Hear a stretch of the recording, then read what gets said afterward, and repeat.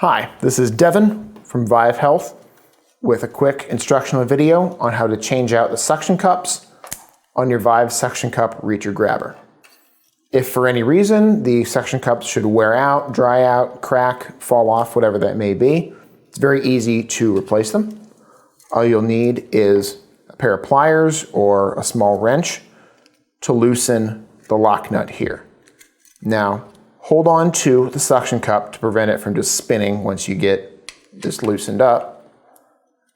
And give it 1, 2, maybe 3 turns just to loosen that up. The rest of the way you can remove that lock nut with your fingertips.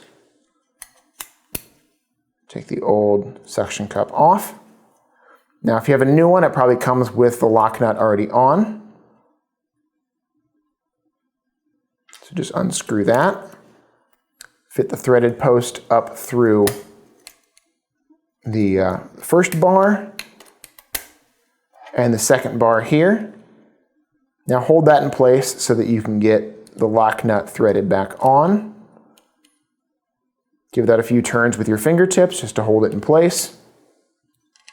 Make sure to hold on to the suction cup and then tighten this back down with the pliers the rest of the way.